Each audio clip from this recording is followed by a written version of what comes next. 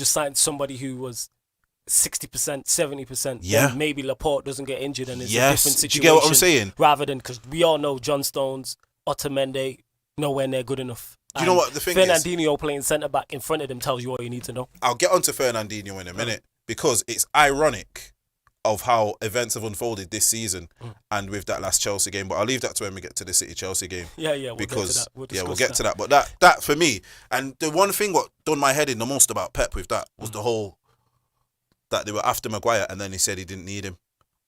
That was, to me, that's just blatant arrogance. Yeah. Oh, we don't need him. You know what I mean? What you don't need him? Why? Because you've got this invisible player. You know what I mean? There's no one to replace him with. You can't need something and then decide you don't need it. I'm not dying for a drink of water and then go, you know what? I don't need it actually. You know what I mean? You need it. You needed a player. Even if, all right then, it's not even like they promoted someone from the reserves or you literally have a big space left in your squad. And we've been over this in a previous show. You had a big space left in your squad, which was number one, the position. You needed a centre-back. Yeah. You lost a leader. And you lost a link to the coaches and yourself. Yeah, a captain as well. That's four. You've in a way, you've kind of lost. Losing company, you've lost more than one player. Yeah. Do you get what I'm saying? Because he's your guy. He's your go-to guy off the pitch. Yeah. And Arteta as well. Yeah, and Arteta. A huge gap. And what we're missing, people forget about Laporte is massive. Yeah. Laporte's there. Liverpool maybe still win the league, but not by such a major margin because he is quality. Like behind Van Dijk, to me, he's the second best centre back in the league, and he gives you a nice balance because he's left footed as well. It's quick, good in the air, strong, and it's not like he's playing next to a quality. Like more time, he's playing next to a Fernandinho who's not a centre back, or he's playing next to a Stones or Otamendi who are not good enough. And then in front of that, if Fernandinho's next to him, he's not even got a holding midfielder in front of him. He's got a Gundogan, like someone who's not like he's not his soul. And then left back, I like Mendy going forward, but defensively he's not good as we see. No, he's terrible. We've shown that. He's easily going forward. He's one of the best attacking left backs. Yeah. Going forward, like there's no the way he whips in a cross. Yeah, I've not seen a player. You can see that he pays attention to that on the training ground. Yeah. I've not seen a player able to whip a ball like that for a very long time. As a defender, the only other player I can think off the top of my head is maybe Trent, but I don't think Trent's delivery is not as ferocious. Right, he'll whip it in with pace. Yes, and he's very purposeful. Yeah, like he's not just swinging a leg at it and crossing it. You know what he needs? He needs an old school striker. If they had like not even a big one, like even someone who's gonna fly with a header, a Shearer, a Cole, a York. Mendy would have mad assist numbers. It's just that Aguero's not that guy to. Do you get what I'm saying? I hear you. They're more square it across back. Yes, play it out. into feet, innit? That's how Sterling and everyone gets them kind of goals and tap-ins at the back post. That's why he gets so many tap-ins. But what we'll do is now we'll go on to the FA Cup, obviously quarter-final results. We'll talk about the semi-final as well. So obviously the first FA Cup game. So I'll go through the results first. It was Norwich City 1, Manchester United 2. That was on the Saturday. And then the Sunday, the 3 games, Sheffield United 1, Arsenal 2. And then Leicester City 0, Chelsea 1. And then Newcastle 0 and Manchester City 2. So obviously we'll start with the United game and go through with it briefly. I watched, and after the United game, I wasn't fuming. Stroll actually messaged me, people on WhatsApp. Obviously we do the fan cams on the football terrace. Shout out Terry each and every single time. Always. And Stroll was like, I'm looking forward to your fan cam. Because I'm very open and honest on here. So Stroll and JV both know they both know how I'm going to react to things. Like they are fully aware of how I'm going to react to things. And after the Sheffield United game, everybody was on a high. Or Ollie Ball, he has a system, he's got the players now, blah, blah, blah, all this type of thing. He switches it up, he changes it, and it goes terrible. Norwich are a championship side. Let's keep it 100%. Norwich are the worst team in the league. They are a championship side. And United's second string struggled to get past them. Not only was it, and yes, players were playing out of position. Lingard's not a left midfielder. Matta's not a right midfielder. But the thing is with that, we just sorted out everything, people. The thing is with that team is still good enough to beat Norwich City. If you're a Manchester United manager and your second string can't be a championship side, something's wrong. And this ain't the first time we've seen it. Our first team or it was a mix of the first and the second team, failed to beat, was it Macclesfield Yeah. and Rochdale? It was both of them, wasn't it? Macclesfield. Macclesfield, because that's when I turned. Anyway, when I seen the Rochdale game when he was playing two holding midfielders, Pogba was one of the holding midfielders, and he was playing injured. I was like, yeah, this is absolutely ridiculous. Absolutely. So, with all that being said, that's my main issue there with Ollie. And the Sheffield United game was such a high, and then the Norwich game is such a low because it's just back to normal. Like, you take out Pogba, you take out Greenwood, Martial, and Rashford, and it's completely different. No system, no plan, and that's what I said. That's why I said on my fan cam, Ollie is not good enough. Because as Manchester United manager, your second string should be good enough to beat Norwich City. Your second string should be good enough to beat bottom of the league. I'm sorry, like, JV, what are your thoughts? Because I could speak on this on a regular basis. You see, this is what I don't get about this guy, yeah? See, so all this time they're banging on about, you see Dan James, yeah? He shouldn't be starting games. But then the games where you need a player of that ilk, Yep. he's not even there. Mm-hmm. For me, that game was crying out for Dan James, not to start, because I still think he was right to start Greenwood. But if we had a Dan James... Greenwood didn't start, it was Lingard and Mount. Lingard and Mata, sorry. Yeah. If we still had a... See, the one thing I don't get about that as well, why they didn't... For me, Greenwood should have been centre forward that game. I'm happy with that Agallo scored and all that, but this is just a quick side note. I don't want to see Greenwood too much on the wing. You're going to mess him up. Okay, go on, elaborate. You're going to do what we did with Rashford when Rashford first come through. Yeah. When you're first coming through as a player, you need to learn a role and box it down. With Greenwood at the moment, you have to think his main asset is he's an absolute predator of a striker. Yeah. He knows when to shoot at the right time. You putting him out on the wing, those qualities are only going to get rusty. He's not putting them into use. It's a mess about. It's like what Mourinho did to Rashford. If he's not constantly playing in one role as a young player, you messed him up. I get what you're saying. And a lot of that comes down to the manager, but also I think there's a big problem with coaching. I think some of these coaches are getting away with murder. Go on, elaborate. Well, it's just that we never seem to... So, all right, then, we're playing this second string. Mm-hmm.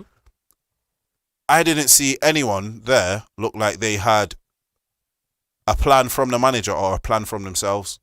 Yeah, go on, elaborate. It's like there's nothing... Like, we know Sorry to cut you off, because when I say this, I get criticised on YouTube and stuff like that. When I say this on the fan camp, like, oh, what you just said there, I get criticised for that. There was no plan. But go on, continue. We are seriously relying on individual brilliance. Yes. That is all we have. Yes. There might be see what I've seen.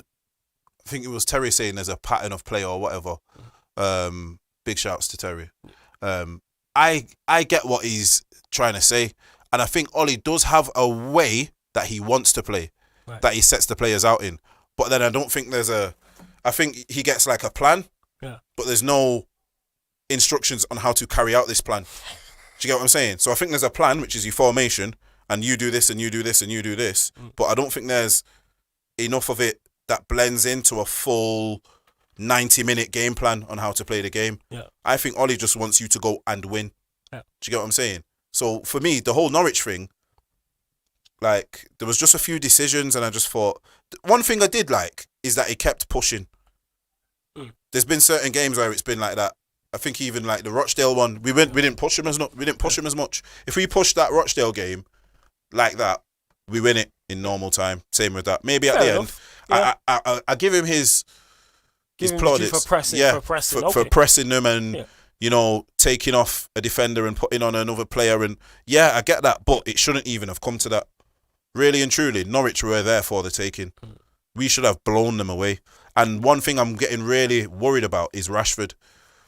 Rashford's injured. Rashford, for me, is injured. A player of his ability and his stature. He's an athlete now. Remember when he first came, he was a bit skinny and he's buffed out now. He's buffed out like Greenwood does. Yeah. Yes, do you get what I'm saying? He's had like his spurt. Yeah. But for me, when you see Rashford and he's getting that ball and his first instinct isn't to take someone on, for me, that's an indicator from him to tell you that I'm not 100%. Something's not right. He doesn't look himself. He doesn't look himself. Every time he's getting the ball, you have to think he's outboard. He's the person you want to give it to, and he can, you know what I mean? He can carry the ball for a bit. Yeah. without him, and with Martial being up front doing his proper centre forwards job, there's no ball carrier. You can't necessarily carry a ball through the centre of a pitch all the time. You can't expect Bruno and Pogba to carry the ball, 25 yards from the halfway line to the edge of the box. Our two wide players are our ball carriers, whether it is Rashford, James, yes, or Greenwood. Like, that's who you're looking for. Like, obviously we know Pogba can dribble, but now I get what you're saying. But Stroke, go on, give us your thoughts, the only non-United fan, on the game. Or just on the performance. Obviously, you watched the fan. Because like I said, you messaged me. I think you messaged me at full time before it went into extra time and said, I'm looking forward to your fan cam because you know what I'm like. Same way you, JV, when you said, when he played the 5 of him against Sheffield United, you were like, yeah, this is flawless. And it was the gift of Stephen A. Smith dancing. Because, I've been waiting to see that. Which I had, that front 5 is, I told you, that 5 is the Avengers. But go on. Yeah, I say this numerous times. I just feel like I'm repeating myself constantly. I hold United in the highest regard because of the memories I've got of you growing up, dominating, winning everything, constantly challenging for trophies, constantly being there or thereabouts. And to see how far you've fallen, listen, let's not forget, we went 30 years. United before that went 26 years. It can happen. Yes. It can happen. Yeah. All banter and joking aside, this could happen. You're 7 years into it. Yeah. We don't know what's going to happen. Ollie doesn't listen. He looks like he loves the job. He is. He's passionate about United. Yeah. We know that, but he's not good enough for Manchester United. Manchester United deserve a better manager. The club and the statue and the fans of Manchester United deserve a manager of a Pochettino's ilk, of a manager of a top draw. I don't even think Poch is good enough for us. I honestly think he's enough. You know what it is? This is how far we've fallen. Go on. Right. So let me put it to you like this. Yeah. Pochettino or not. Yeah. If I said to you, there's a manager who's left Tottenham and he's not won nothing, but he's better than the one you've got now. Yeah, that's a good point. Would you want him? If I said that to you after Fergie, you'd go, see you later. I want the Barcelona manager, or I want the Bayern Munich manager. And that's true, and that's where United messed up getting Moyes without going all into it. But the reason why I like Poch is because he's built 2 teams we've seen, and he's one of them. He's, how do I put this? It's like a striker being at a smaller club. It's like, all right, let's see you get your chance at the big time because you've done well down here. You're never gonna score 30 plus goals playing for Everton, playing for Norwich, but you might score 15 or 20. Like Danny Ings, I think, is the second highest goal scorer. Obviously, he was at Liverpool, but Danny Ings is never going to score 30 goals a season playing for Southampton. Yeah. But if he goes to a Liverpool, he goes to Chelsea or a Leicester or something, it's like, all right, let's see you at the big time, even though I don't think Danny Ings necessarily is the guy to take your team over the top. So that's how I look at it with Poch. I'm like, if United got Poch, I'm like, all right, you did well at Spurs and you had one hand tied behind your back. You did well at Southampton first and foremost. Then you went to Spurs, had no money. Like, Spurs are not equipped to be a successful side. It's like, can they nick a trophy? They don't spend enough, they don't invest enough. Like, we've seen it, like, the teams in the Premier League, the teams in Europe that are most successful are the teams that spend the most. Like, this is, to have any sustained period of success, you have to spend money. Even Liverpool, how much money have you lot spent since even Klopp's coming?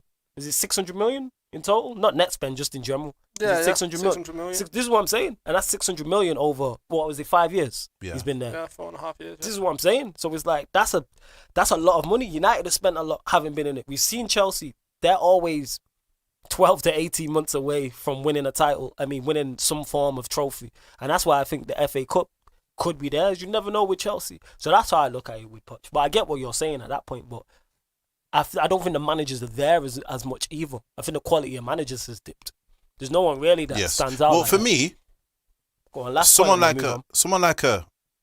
for me, Allegri, it screams for someone like him, just because he's gonna bring in a certain way. For me, with Poch did good, but there's just I just don't know.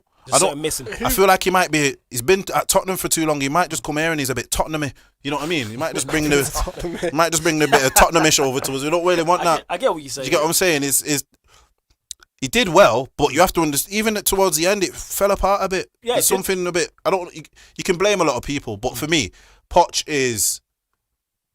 I'm not saying Poch is, Poch isn't one of the best managers in the world, or he won't be without a job for so long. The best managers do not go for that long, unless they have said, I want a break. Yeah. I think with Poch, that's where it is. I think he said, all right, let me get a break, let me chill out. Just quickly, correct He's me if gonna I'm get a wrong. big job. Allegri, wasn't he Pogba's manager at Juventus? Yeah. Yes. The thing is with Allegri, I'm not putting this way, I'm not against Poch. I'm not against Allegri because I rate both these managers.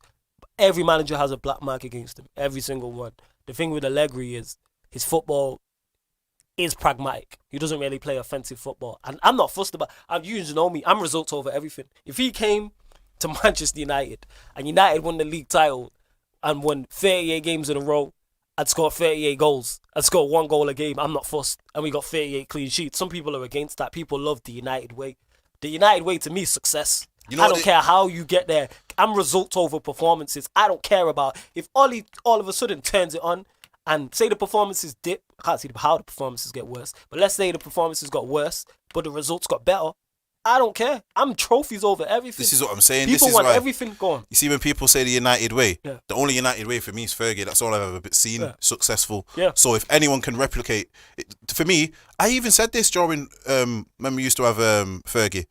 We didn't really have a way of playing except attack, and we made sure our defense was good enough to allow these men to attack. You get what I mean? Yeah. It was wingers, it was fast, it was quick, it was transition, good passing. We had everything in place. You can't expect anyone to play Fergie-like football without a Paul Scholes in the centre mid, without a Giggs on the wing, without a Beckham on that wing, without a Cole and York up front, without a... Do you get what I mean? Yeah. That football, what he made, is similar with Liverpool now. Liverpool would not be able to replicate this form of this season with another manager and another set of players. This is Klopp's way. Yes. Do you get what I'm saying? This is Klopp's way, and it's suited to these players. If someone comes in, if Liverpool fall off, and then 10 years later, someone goes, we should be playing the Klopp way. It's not going to happen. Yeah. Do you get what I mean? It's for me, Allegri would come in. I'm not saying just any other manager would come in. They would bring something. I can't see what Ole is bringing to the table other than I'm Ole Gunnar Solskjaer. This is Man United, and you know what I mean. That's all it seems to me. It's Man United, and he improves, and he's improved the squad. That's one thing I always give him credit for. I think that's the best thing he has done is improved the squad. Who, Ole? Yeah, he's improved. Yes. The squad now is much. This is the best. If say he left at the end of the season, the squad that the next manager's inheriting is the best squad that anyone's inherited since Fergie left. Yeah, easily. Like the squad easily. So that's one thing I give him credit for, but then that's also to his detriment because I'm like, you have a better squad, so therefore you should be getting better results and playing better football than the previous managers, and you're not. Where United, I think, are on course, possibly, depending on how the final few games go, to get our record lowest points total. So how are you doing that with a better team? You have a better team. You know how I see it? Do you think Van Gaal would have done this bad with his team? No. Not at all, mate. Nah, I don't think Van Gaal would Not have at all. done this. Do you know what's crazy? You know when we spoke about it on previous shows, and I've mentioned this a few times as well, is when you heard Mourinho come out with the comments that finishing second with his team is his biggest managerial achievement. That holds so much weight now that you look at Manchester United. I don't know though. Do you know why? You know why? Because again, that goes back to my results over everything. Yes, he finished second, and people can say the league was bad. Yeah, the league wasn't the greatest. The team wasn't the best. But at the end of the day, you still got enough points to finish second. And the points total he got, I think at that point, correct me if I'm wrong, he would have won 7 out of the last 9 Premier League titles. So you can say, yeah, City blown us away, but he still got there. No one's replicated that yet. And like I said, Ole has a better team. He has a better squad than what Mourinho had. The only reason I don't give Mourinho too much credit for that is because you see the next year after, you still had that same squad. Yeah. And you messed it up. You get what I'm saying? That's the one thing I don't. Mourinho's smart, you know. He's smart. He can put things in your mind to deflect away from him. That is Mourinho's game, because it's like saying he's had that squad, but that's his job. That's your job. It is your job to ensure that works. It's like us coming on here now and saying, "Oh, the show was crap today." That show was crap. It's down to us to make it good. Do you get what I mean? It's down to him. He's the only manager I know. Yeah. I just want to say, anyone watching on YouTube, We're not on StreamYard, but shout out Mr. Aaron United. He said different angles and that. Come on, salute to him. Yo, flip the angles for him one time. Jeez. And again, boom. You get me? Shout out Solomon, shout out to Sparks, big up the whole pirate. Bare angles, where my kangaroo. You get me? You don't believe it. Shout out Saeed as well. He is also, I think he's also on the live stream as well. Josh Waring.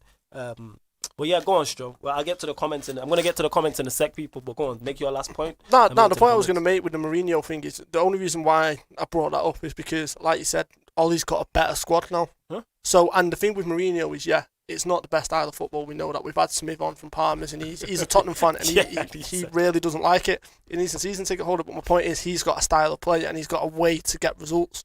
If you give Mourinho this squad, I think he's already banked top 4.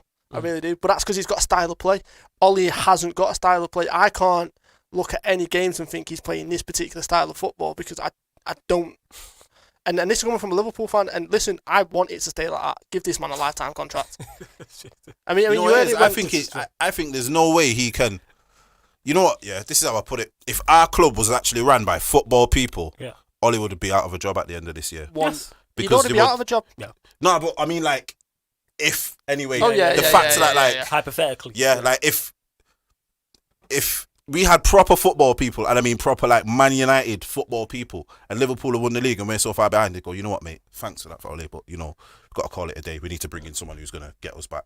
And don't get me wrong, I've said it for ages, he's been the one to, how can I put it, he's been the one to change things up. Like you said, we've got a better team now.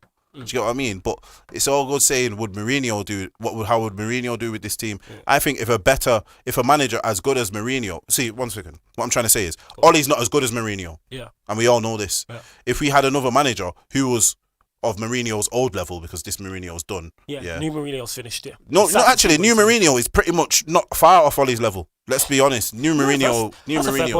New Mourinho's just destroying teams. Yeah, that's how far he's fallen. You get what I'm saying? It's definitely a debate to be had. Like, all right then, Chelsea were better off before than after he left. Yeah. We were better off. We were actually better off before than after he left. Yeah. Mm-hmm. Tottenham looks as if they were better under Poch. Do you get what I'm saying? Yeah. So that's where Mourinho was literally living off things that have happened glories. now. Like, these are past glories. Yeah. If man want to say United are done, Mourinho, then you need to really realistically say that Mourinho's done, because he's not been popping from when we were popping. Yeah. Do you get what I'm saying? Yeah. Nah, facts, you ain't lying. But yeah, you see it there. That's how I've sounded on the show. The amount of time we've been doing it, because Ollie he just stresses me out, and he's not. And the fact that people defend him, like I had people going at me on Twitter or in the YouTube comments talking about, how could you say Ollie's not good enough of one game? It's like, no, it's not off of one game. It's repeated things. Like, why can't you see the obvious? You know what it is? It's like bad habits. It's like it's like you're chilling with someone and they've got a really bad habit, and it goes away for a bit and you're like, oh yeah, he sorted that out. And then it comes back and then it reminds you of the previous time. Yes. Do you get what I'm saying? That's what it is. That's Ollie. Yeah, I was on a high after the Sheffield United game, but I said, okay, let's see how it looks when them 5 ain't there. Like, that's all I wanted to see. Because them 5 went into, that's easy to manage. Bruno, Pogba, Greenwood, Martial, Rashford, you talking 5 of the best players in the Premier League. That's easy to manage. That's easy to put them out there and say, all right, you 5 just do it. And there was no plan with them. Even when they played Spurs, there was no plan. It was, like you said, individual brilliance. Against Spurs, it happened. Pogba managed to get the ball. Eric Dyer fouled in penalty. Like, that's literally what it is. But yeah, like I said, salute to everybody in the YouTube comments as well. We'll go on to the next one of the next quarterfinal games. Sheffield United 1, Arsenal 2. And let's talk about a team. We'll start with Sheffield United. Talk about a team who have struggled since the restart. Yeah, it's because crazy. I think Sheffield United, with their fans, beat Arsenal. With their fans, they beat Arsenal. I think Arsenal crumbled. Just shows how important fans are. Like, you get the old cliche or the 12th man, but seriously, they really are the 12th and 13th man, especially for your smaller sides like a Sheffield United, especially for that. That can make players play 2-3 times above them as Sheffield Because United. they've got an old-fashioned ground. It's dead tight to the pitch. Squeezed in it. They're right on top of you. It's like Anfield. Yeah. Some foreign players won't be used to that. Yeah, you got 30,000 Yorkshiremen calling you every name under the sun. You know, like when you're playing in Spain and you got a race course around your track and that, and the fans like, you know what I'm saying? When they got miles away. Fans are miles. You get what I'm saying? Yeah, but when these man fans ain't are- used to, man. When you're taking a throw-in as a fullback and fans are just calling you. Man's more or less shouting in your ear. You get what I'm saying? They're not used to it. So that's someone who have really, really struggled, and it's sad to see because I really think they would have finished in the Champions League spot had coronavirus not hit. Like them, like I said, Sheffield United 2020 BC before Corona, they was on course. You know what it is? I hope they don't fall off so bad that they even miss a Europa League. I think they need at least a Europa League place just for their efforts this season. Yeah. And I hope it's a Europa League place. So, you know, that means that we probably then go in the Champions League. And you look at it as well, if they do, that'll be 2 back-to-back teams that have come up and finished in Europa League place. Wolves and Sheffield United. Yeah. Ooh, that's a good point. That's a very, very good Stato point. coming out with the stats. Stato. That's a very, very good No, point. but the thing with Sheffield United is, and it's come, obviously coronavirus it can't be helped, it come at a bad time for Sheffield United. The big thing that's ruined them is the rhythm. They've lost all momentum. Yes. Because, let's be honest, they were grinding results out in the first 5-6 games of the Premier League, and then they hit them. I think it was when they went away to Chelsea, and I think they nicked a last-minute winner or a last-minute equaliser, and they did the same to Bournemouth. That just gave him that little boost, and they kicked on from there. Yeah. And they hit a real momentum, and they hit, obviously, you've seen it. I applaud Wilder. I think he's an excellent manager. Great style of play. Mm-hmm. The 2 centre-backs, or 2 of the wider centre-backs like to bomb forward. It's crazy that sorry, just to cut you, that is like the craziest tactic I've seen, and it works so well, and it's almost like it can't be worked against. Do you know what I mean? But this is what it comes down to, and this is why I give, not to go back onto it, Ollie so much criticism, is because they work on that day in, day out. Yes. Everybody knows their job. It doesn't matter who you bring in. Yes. Jack Robinson, prime example. He was an ex-Liverpool player. He's predominantly left back. He's playing left centre back, and he's playing exactly how Stevens would if Stevens was playing. There's no difference because of how well drilled they are. It's a machine. And then listen, let's not forget about this. Before coronavirus, Chris Wilder was up there for Manager of the Year. Yeah. Yeah. Minus behind Klopp. Yes, he would have been, because that's ridiculous to come up and be in 4th, 5th, and I think they probably would have finished in the Champions League space. It's you know what it is with them? It's the amount of matches they used to have like pretty good winning streaks. Yeah. They'd win like 3 or 4 on the bounce. Mm-hmm. Like that is top of the table form. Yeah. Even if you then draw and lose and then you win another 2 or 3, and you get what I mean? The form that they were in, if you didn't know any better, you'd think that they were a mainstay in the Premier League. Maybe not off the playing style, but you can't tell me they look like they've just come up this year. Not at all. And this is and that's a great point. This is the thing as well, is when you look at Championship teams, how many games in the Championship today have to play? Yes. They're not going to have that amount of games. Mm-hmm. That now means that coaches, managers can spend a lot longer on the playing field, coaching, getting everything drilled. And this is the worry, and you two ain't going to like this, when Leeds come up, Marcelo Bielsa is an incredible manager. Look at the style of play they've got. Yep. They will go on and do similar things to Wolves, to Sheffield United, because they've got that style of finger. I mean, Leeds are perfect to come back up to the Premier League. I don't think they'll go down, purely because of what I'm saying. They're not going to have that amount of games in the Championship, and they're going to have more time on the training field to coach, to drill it into the players. And I've said this plenty of times, I felt like Dan James would have been better to go to Leeds and get that kind of coaching than he has at United, because I feel like he's been criminally mismanaged. He has been mismanaged. But that's neither here nor there. But you see, the only thing with Leeds, which might hinder him, is the coming up and having a playing style, everything. They've got all of that. It's great. It's your transfers. You've got to get them right. You've got to get them right. Yeah. For me, them getting Henderson off us for a keeper, that is... He's added to their defence. That's someone, if we was to sell him now, we could easily say, 30, 40 mil. Do you know what I mean? Yeah. It's one of them. Mm. Those are the type of things. I don't know, because Leeds still have owned, innit? Leeds are owned by someone, innit? Yeah, but the reason, because obviously Beth's dad is a massive Leeds fan, so I watch a lot of Leeds. Yeah. You look at Marcelo Bielsa and Laporte, came under Marcelo Bielsa. Laporte wasn't the player he is without Marcelo Bielsa. Herrera, Marcelo Bielsa. Like, is that era, innit? Yeah, okay. But did you just say Laporte? Yeah, Laporte. Oh, did Laporte? Where did Laporte play under Bielsa? Bilbao. I missed this. I forgot that Laporte was at Bilbao, but I didn't. I also forgot Bielsa was there. But so it's like you don't. If I'm not even just saying this yet. If you were to look at Marcelo Bielsa in Argentina, he's like God. He's like Maradona. He's huge over there. Messi recommended him when when they got rid of. I think it was either. I can't remember when they got. It might have been Pep. It might have been Luis Enrique. Messi said, "That's who I want." Because for Barca manager. Yeah, and wow, that's amazing. This is what I mean. This is how much of a coup Leeds United got by getting Marcelo Bielsa. Is you will have players coming out of the woodwork, especially now that they get to the Premier League, that will want to play in the Premier League and will want to play under Marcelo Bielsa. He'll have his pick of anyone from Argentina. Do you know what I mean? Spain. And this is what I mean, and that's a good thing for Leeds. I've wanted them back in the Premier League for God knows how long because I've missed them old school rivalries. We've not really got that anymore. Yeah, that is one. That's a very good point. There's not many. I'm gonna put. You already know my thoughts. I know what you're saying, but you see, bar the top 4 or top 6. No, I'd say it's only really the top 4 who have proper rivalries now. There's not like a I don't know, you can't watch Tottenham versus Newcastle and it's like, oh yeah. There's not a mid-table rivalry no more. Do you get what I'm saying? I get what you're saying. Here's the thing with that, the reason why as a United fan I'm not for the rivalries because how do I put this? One of the 48 laws of power, when you destroy completely. This is why I don't want to see Leeds come up. Because 10 years ago, if we was doing the show, we could be having the same conversation about Manchester City or City are in Division 2. I like to see them come up, make the Manchester rivalry better, blah, blah, blah. Now look at them.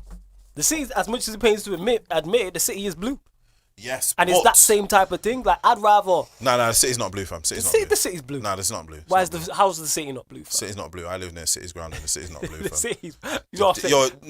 Bro, you go around United, you know you're near United's ground. Nah, I'm not talking... No. The only reason you know City's there is because they've built it specifically with nothing around it, so you have to see it. I'm not... When I say the City's blue, I'm not talking about in terms of support. We know they ain't got no fans. They've been playing behind closed doors for the past 5-6 years. See what, bro? I go shop near me. I don't see one man in a City shirt, you know.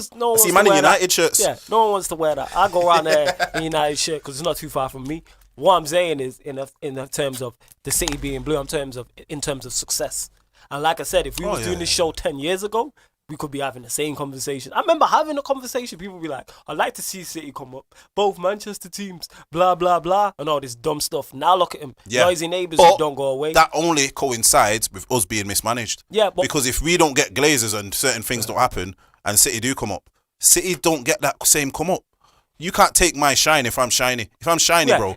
If I'm the best, you come in second. Yeah, second is the first loser, innit? They'll come second, but I don't even want to see City come second. You know what I mean? Like, never mind them even challenging us. Like, I'd rather rivalries. How I want United rivalries to be. Obviously, I love the United-Liverpool rivalry. It's great when you win, the worst when you lose. Same with City, same with Leeds. I want the rivalries to happen. Like, the Arsenal rivalries, organic, because we were fighting over a title. Arsenal are London side United. Manchester. Yeah. That's organic, that rivalry is there. That's why I don't really want to see... I don't want to see Arsenal win, but like I'm not like relegate them to League 2. Like I'm not that far because I do enjoy that, because that was organic. Leeds ain't organic. We just don't like them. Liverpool ain't organic. We just don't like them. Newcastle is kind of organic. And what the problem is I have with it as well is their fans come out the woodwork. Like I said, we all grew up, went to school, primary school, high school in Manchester. I barely knew a City fan. Now they're everywhere. Yeah. You know what? I barely knew a City fan. Everyone was pretty much... When I was in primary school, everyone was pretty much United fans. When I was in high school, it was United, Arsenal, Chelsea. Yeah. College, the same. United, Arsenal, Chelsea. No City fans. All of a sudden, City have success. Blue shirts everywhere. Yeah, because they're all like... This is what supporting, I'm saying. Like Stockport and Macclesfield and... That's why Rochdale. I don't need, because it's like now you noisy in my ear. 10 years ago, you wouldn't be talking to me about no football. You're even about... Yeah, you even know who you support. I don't really like football. That would be the response. Yeah. Now it's City fans saying it with chest. Yeah. Oh yeah, I'm a City fan. Since when?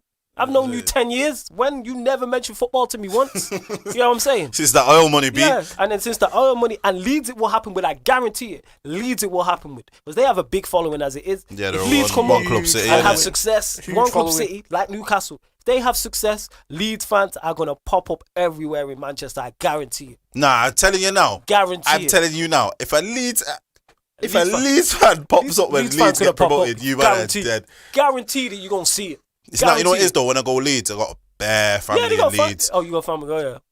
everyone is a Leeds fan, bro. Yeah, because they've got nobody else. There's no no one like else. Yeah. you don't like. I don't The know. closest one's Bradford.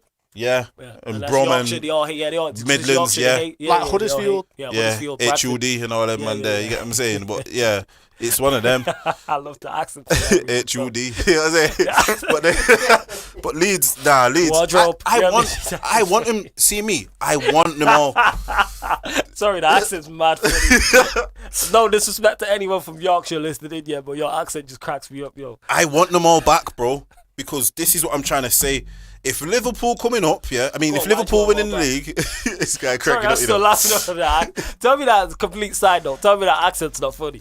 Nah, it's fire. Tell me Yo, it's funny. Yo, it's funny. all their accents are fire, it's bro. funny. They'd be like, You just what? got, like- They'd be like, wardrobe. Yeah. Get clothes out, wardrobe. Yeah, Like, off to pub, yo, that accent's Pub. funny. Off to, that's it. Sit, pub. Off to Off to pub. pub. Yeah. No, but this is... An Emmerdale thing there, innit? Is that like Emmerdale, innit? Well, Shout out the Emmerdale crew, though. No, That's but this a is real the place, point. innit? This is the point I was trying to course, make. sure. So you look at, for example, Sky Sports Super Sundays now. United Bournemouth, Yeah. United Villa. Yeah. Like they're not big games. Imagine United Leeds on a Super Sunday. Like that's a big game. Trust me, It's a man. big game, but what I'd rather is them stay in the Championship League One. Nah, do you and know why? And we draw them in the FA Cup and the League Cup. Let's do that. I'd rather that. Nah, do you know Because why? Leeds fans are going to pop up out of the woodwork, I guarantee you. We're in a Twitter social media age, yeah? Yeah. What I'm trying to say is, if everyone else goes dead Yeah. and United go good, it will be because everyone else has gone dead. Right. What I'm trying to say is, I want us to come good while everyone else is still coming up and doing good, and then we're undisputed then. You understand? We've had the title so many times before. If we come back now and dominate for a bit, we're undisputed, fam. Yeah. Do you get what I'm saying? We're undisputed. We are, as much as Liverpool win this league, yeah, United are still the team to beat in this country. I'm telling you right now, Liverpool win this Sure, go league. on, sure. I got a point, but go on, sure. Liverpool will win this league now. United are still the team to beat because United are United. That's why everyone's so joyous. That's why, Explain man. why. Huh? I'm intrigued by the Because thought we're Man process. United. Yeah, but Real Madrid are Real Madrid, but they're not the team to beat in Spain. It was Barcelona. No. That's totally different. It's No, totally no, different. no, No. it's not. No, it is. Go La on. Liga is totally different simply because. Make your point, like, and you made it clearer so Stroh understands what you mean. When you say the team to beat, what do you mean? All right then. What Yeah, I'm trying do to you say mean? is. Yeah. Just to make it clearer so All right Stroh then. can So respond. players now who are of Yeah. a certain age, yeah, Yeah. they will grow up wanting to beat Man United rather than a Liverpool. Right, okay. That's so what I'm talking, thinking. So you're talking about the nostalgia side of things. I'm talking the players that you Okay. would want. Yeah, you'd want to beat Liverpool because, but Right, I get what you're saying. United. Right, The only I thing get what what I'm saying with La Liga is La Liga is totally different because that's a 2-horse race every year. It could be Barca's year, it could be Real Madrid's year. I'd say unless you're a fan of one of them in Spain, you probably see them both on the same. No, All but the other these- teams, like a Valencia fan would Like- love the aspect of playing Real as much as they would Barca. Yeah. Do I you get get what I'm what saying? you're saying in terms of, even though, say for instance, Valencia were more successful in a 4 or 5 year period, teams would still want to beat Real Madrid because Yes. it's Real Madrid. Right, now I get what you're saying. That's why I asked you to explain it but further. that's the Go on. point I was making with the Real Madrid Barcelona thing. Yeah. The two most successful clubs in England is us and United. Right. So Liverpool, like I said, there's a conversation to be had because, like, on age range, like in terms of, certain players might say yes, United are the team to beat. Some might say Liverpool, like they're the two fighting it out. So I see the point from both sides. I get what you mean. I get what you're saying. In terms of what you were saying originally about you want to win when everybody's good, I don't care. Just win. I don't care about bro. that. Just win. I don't want to be having a title race with Newcastle, bro, fam. and Wolves, and then we win. Nah, I'm because not Twitter, fussed. no, bro. Twitter and Yo, all fam. these social medias, bro. It will be good. Man, are already calling this the Corona title, fam. Yeah, but you know Man what? ours will get called the. Yeah, but that's So, the thing is you know with what I'm that, saying? that is football banter. Here's the thing with me with stuff like that.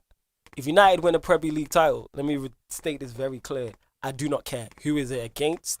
I don't care if we win it by 1 point. I don't care if we win it by goals difference. I don't care if we win it by least goals conceded. I don't care if we win it by the least yellow cards because we're on the same point as the second team. Just win.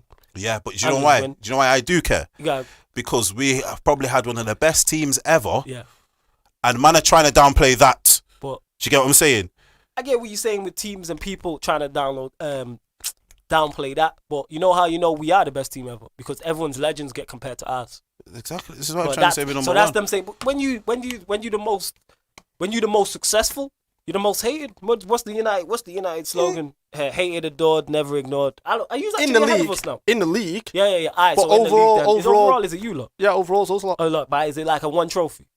Three trophies. So yeah, alright then. So yeah, league titles. Then I go back with United. See, that's why Styles here. But yeah, that's what I'm saying. It's like hated, adored, but never ignored. United have been terrible for 7 years, yet we're still a hot topic of conversation. That's what I'm trying to say, bro. We talk about United in depth on here. No, we do try and steer away from it, but there's always a hot topic with United, whether it's the football terrorists, whether it's us. Go to Sky, go to BT, BBC, whatever sporting publication. If you're talking football, Manchester United, if they're not the headline, are the second one. Yeah, but Like this is the thing. The thing with us and us two clubs, it's like a revolving door. Go on. If it's not used, that's being talked about, it's us. And this is the reason why. It's because of the trophy hall. So, for example, when Liverpool have gone through that 30 years of just absolute carnage in trying to climb back to the top and trying to build, and we were always falling short, is we were always in the topic of debate because it's Liverpool. And it's the same with Manchester United now. You're 7 years into it, but you're still in the debate because of the success that you've had, the history that you've got, which is why the Manchester City to this world, which is why the Chelsea to this world, the Newcastles when they get taken over, the Arsenals, the Tottenhams, they're never in that debate because they can't be, because they've not got the prolonged success, they've not got the trophy hall, they've not got the history, and they've not got the success that Liverpool and United have had. No, and that's just facts. No, right, that is facts. Just want to say as well, my sister messaged me, so she said she wanted a shout out, so I got to shout out my big sister. Because she'll complain and give me earache if I don't give her a shout out. She did like the Yorkshire banner though, so salute to my big sister locked in. She did like the Yorkshire banner. Alright, next game in the quarterfinal we can discuss. Leicester City 0, Chelsea 1. Chelsea doing what Chelsea do. Like they seem to have this knack of just always being. They got lucky. They got so lucky. They got lucky, but being in. But is that the difference between the quality between the two sides? Is that what it is? I know Leicester had their chances, but Leicester, like Sheffield United, haven't been really that good since the restart. And without the fans, and we now stay. I said this already. Fans are a leveler. I said this when you have a team that says a level A, and then that's a team that's level C. If the team that's level C is in front of their fans, they can become an A-star team. I think the fans being the 12th like, man. That's that FA Cup. FA Cup shows that exactly. Yeah. Are you telling me if a Prem team plays a non-league team with behind closed doors, they're battering them? Yeah. Do you get what I mean? Yeah, you beat it like it's possible double figures. Yeah. But then, but Leicester need more firepower. Leicester need to go out and get Danny Ings. Leicester need to go and get Danny Ings. He is the perfect replacement for when Vardy retired. Perfect. Do you know what it is with them? They need. Sorry, no, go on. No, I was going to say, imagine them two up front in a two. So think about it. When Leicester won the league, they played the two. Whether it was Okazaki, Vardy, Joa, Vardy, like they had the two up top, and they were direct, and it worked. Right. I know Brendan Rodgers likes to play nice, silky football, right? But there's going to be a time where Vardy might, because of his age, he might get injured. He might miss a few games, whatever. They've not got who they bringing in after that. Name me the striker. Imagine they had Danny Ings. Danny Ings is the second top English goal scorer behind Jamie Vardy. He's a similar type of player. Runs about, works his absolute butt off. Like he just doesn't stop running. You know what I think they're missing as well? For me, I know it's hard to replace him, but they've not replaced Mahrez. Yeah, they've not got that kind of Mahrez. Like you're saying, they had those two up front. But then they also had Mahrez. And a Kante and a Drinkwater who was in. Yeah. So even if they've got that two up front, when Mahrez runs up and he does his thing, it kind of becomes a free. Yeah. And he's one player. Look, it goes unnoticed. His goals and assists from that season they won the league were mad, you know. Yeah, of course. Mad goals and assists. And that's a lot to not replace. Do you get what I mean? Yeah. It's another... I don't know if it's because they changed manager maybe that year or the year after or whatever, but that's another one. I'm not saying it's as bad as Pep's, but that's a big hole in your team to not replace. Oh, huge. Do you get what I mean? Like, literally someone who can give you...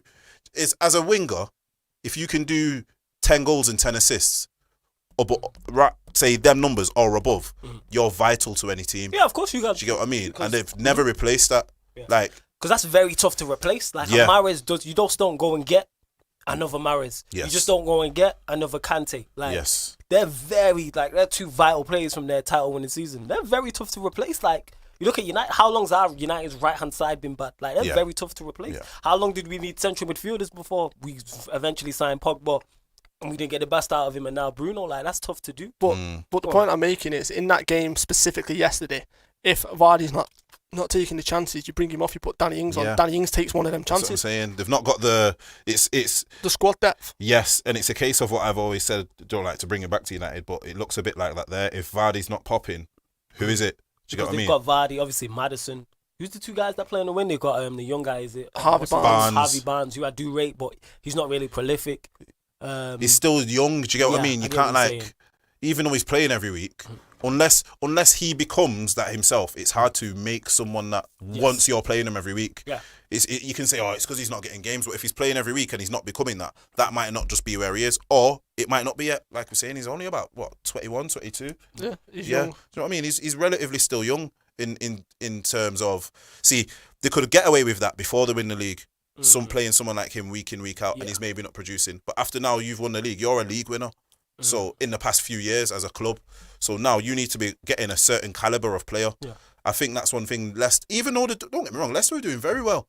Yeah, considering where they are in the tape, they're third, and they don't have the third best side. So you have to give Rodgers credit, and we know they play a good brand of football. He does have good players there. I'm a big fan of Ndidi. Even the guy they signed instead of Harry Maguire, what's his name? The centre back. Soyuncu. Yeah, I can't pronounce it. Yo, it looks like my man from Shrek, innit? He looks Lord like Farquaad. yeah, yo, it looks like the bad guy in Shrek, bro. I swear to you. What should we go in? I'll Google it and that. Nah, you're not lying. Yeah, I was just you're not lying. I didn't even dispute. I'm just like, yeah, this is from a third eye view on Pi Radio. Like, I don't know how we are with slandering people and stuff like that. So yeah, it's an accurate assessment. I can't lie. No, but It's that's an what it is accurate with them. Like, imagine then, like we're saying everyone else is done, like, you know, for next season, you know, Chelsea getting this. Leicester spend a bit of money next season. They're Especially not now far they've got off. Champions League. Yeah, if they get Champions League, they're not far off because they could fall off Yeah, because they have it struggled. could go either way. Yes, they have struggled since the restart. They're that type of team. I've said this about Leicester for years. It's just that he seems to stay fit, or if he doesn't, they kind of get through it. Vardy for me is Leicester. Yeah, like if he gets injured, you're like, where does your goal threat come from? If he gets like one of them like 8-month injuries, dead. If he gets that in the middle of a season, they're done. Yeah. No, I They're get what done. you're Your saying. season's pretty much writ off because you're not replacing that in January, or do you know what I mean?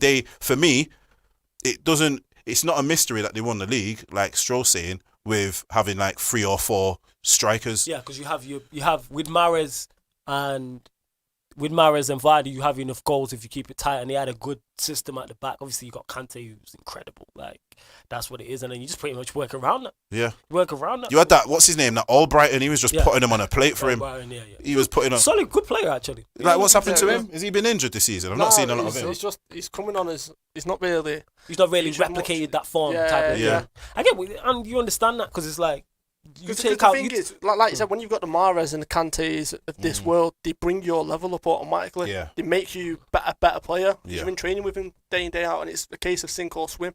So you've got to get up to not their level, because obviously they're better level players, but you've got to reach a better level in yourself in order to compete for starting positions. And they, like I said, they improve you as players. You see that when a new signing comes in, a Bruno to Manchester United, they bring the levels up instantly.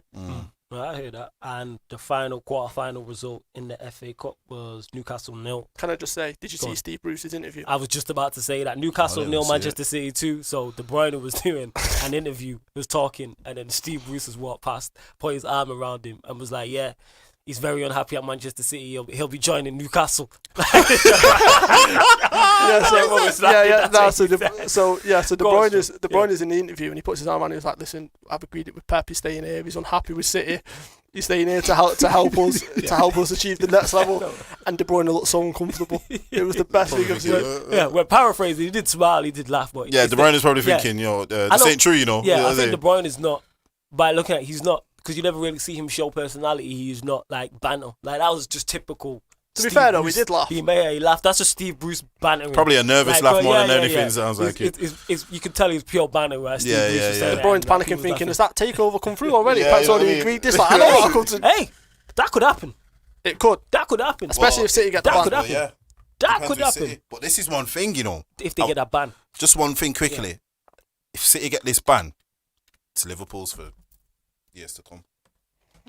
Because I think in order for Liverpool, to not dominate, we're going to need at least 3 or 4 teams to give it them. City probably being the most equipped right now. City, like I've said, City are the most equipped, But with Chelsea and United, if one or both of them teams get their transfer window right, I don't think they can overtake Liverpool, but I reckon they can be in the conversation. They Well, that's what I they mean. can be But in what the I'm saying is conversation. with City are probably 1 or 2 players. Yeah, away. City are literally Whereas 1 or 2. Chelsea and us, we probably need 3 or 4 to. Do you know what I mean? Yeah. That's what I'm saying. If City just fall by the wayside and all of this happens and all the madness Yeah. goes on with them, It could be Newcastle's, you never know. No, but my I don't think that quick. my issue with that is, or with them two specifically, is I agree. You're 3 or 4 players away. You aren't as far away as what you think. My issue is the managers. Yeah. And I'll tell you this because from speaking from experience with Rodgers didn't have the experience, and he went into that Chelsea game. Everyone knows what happened in that game, but tactically he got it wrong. He approached it completely wrong. Gerrard's come out and openly said it. Carragher come out and said it. He approached that game wrong, and that was because his naivety in the big games, and he's never been in a title race before. Although Lampard's been and Solskjaer's been in title races and won titles as players, as a manager, it's completely different. The buck lies with you, and that's my only thing with both Ollie and Lampard is they might have to have 1 or 2 title races where they miss out in order for them to learn from experiences. You've seen it with Klopp. Klopp missed out last year. Look what he did. Went straight back out and got it over the line. Yeah, because with managing, you have to learn by doing. Yeah. And you're going to... Some people obviously fall off and never get back there. But with Klopp, him probably losing his finals and losing out late in terms of Premier League title runnings, it's like, all right, this is how you do it. Like with players getting over the hump now, with Liverpool players, all right, we've done this now. So we know what it's like. It'd be interesting to see if the title race is closer, how Klopp reacts, how the Liverpool players react. Because like when you're 25 points clear, you're playing with a freedom. But it's like even if we lose the next 3 games, we still 20 points, just under 20 points ahead. You get what I'm saying? So it's kind of like the thing that gives me hope is the fact that we've been there last season when it was that close and we missed out by 1 point. We've been in that title race now as a squad, so they know how to handle the pressure of it, and that's why I'm saying it comes down to not only to the coaching staff but to the players as well. Them Chelsea players haven't been in a title race for a number of years. Ziyech walks it in with Ajax, you know what I mean? He walks that title. Werner, not really been in a title race. He's been there or thereabouts, but he's never been one of the top teams. Leipzig are a good team, but they're not a title. They're not a Borussia Dortmund. They're not up there year in, year out. They're not out of Bayern Munich. You know what I mean? So it's like, and then you've got the likes of Mason Mount, Reece James, Tammy Abraham, who were lauded as generational talents. Good players, but they're not. I don't think they're really equipped for them title races. Pretty much just replaced him. Yeah, that's what I mean. Yeah, like he's gone. Lampard's understood, like, all right, I've given you a lot of chance. This is what I think I need, and I think he's gone about it in the right fashion. On the actual game, Newcastle 0, City 2. I think Newcastle with the fans, St James's Park bouncing, give City a better game. Oh yeah, They give them a better game. Like once the fans went there, I'm like, yeah, City gonna win this. Do you know what it is with Newcastle? Sometimes when I watch them, I literally think their fans and their home form is probably what keeps them in this league. Yes. Because when you see some of these players, what they've got, it's like, wow. that St Maximin's unbelievable. He's quality, player. but I say this about Newcastle, and they always seem to do it. Newcastle always have one quality player, and the rest are like miles behind him. Like you can see that he needs someone to work with. It's like every time he gets the ball, he's expected to do like like that film, goal. Yeah, I know what you're saying. He's expected to be the. He's expected to Santiago Munez. he's expected to get the ball and dribble past 9 man and top corner. It's like, he can dribble in that, but more time when I see this Saint Maximin brother get on the ball, there's no one to pass to. Yeah. You got Carroll who's just wanted to fight, man. You know what I mean?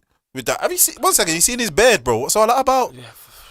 Yo, guy looked like he went in some time machine, man. Not so like back in the day, you know what I'm saying? Yeah, lockdown. He's probably bored him in lockdown. That's what that's about. Yeah, but it's like he needs quality. That you can see that Saint Maximin is a very good player. He's one of them. You think he's that good though? I think he is. Yeah, I think I just think he's another Traore. He screams to me. He needs someone better.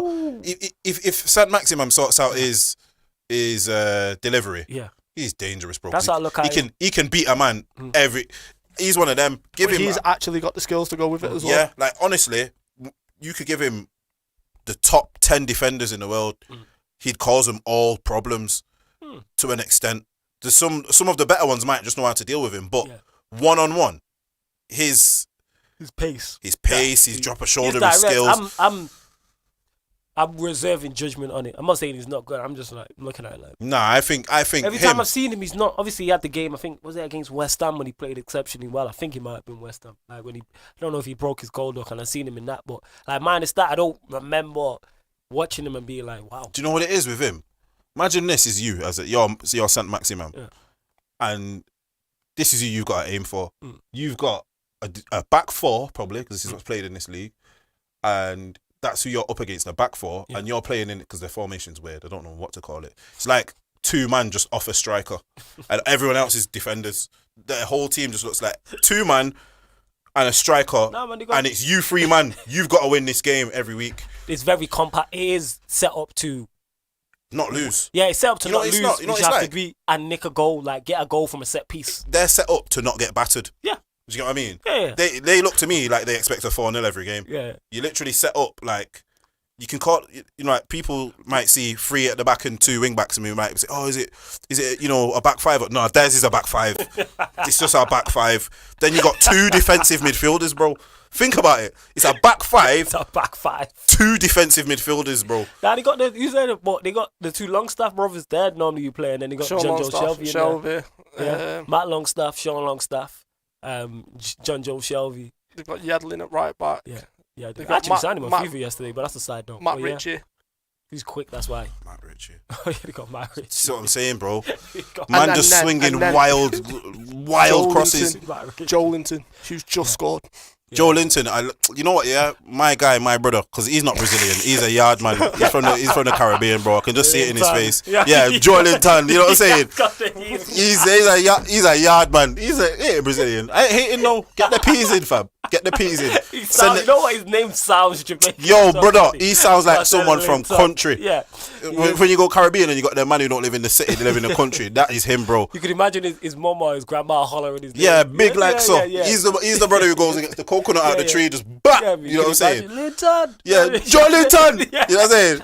You know what I'm saying? But everyone sorry he's Caribbean has had their name hollered like that. Even me, you get me. That's what I'm saying. Hollered my name. That's what I'm saying, bro.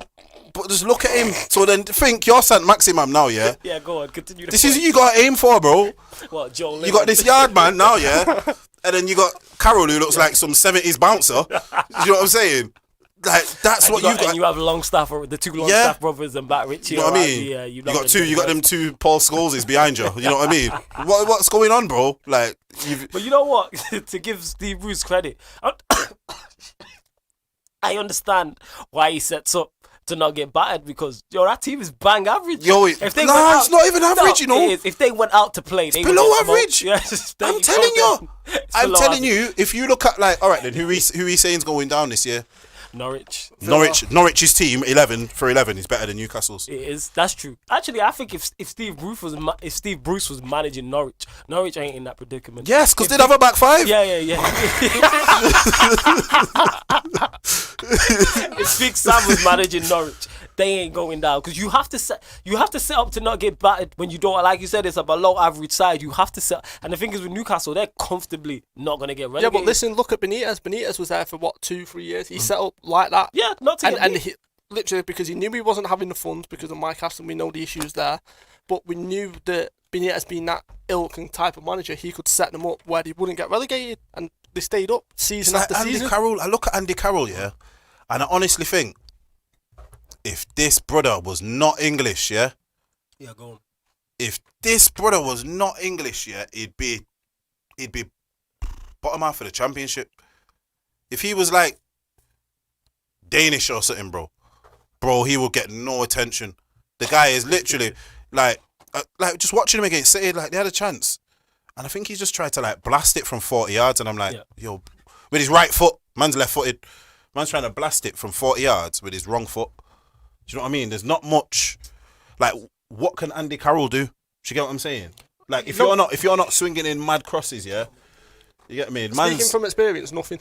Yeah, my man, like, he just loves crosses, bro. Yeah, you have to play to his strengths, and that's the issue. So I remember the game he had against Manchester City.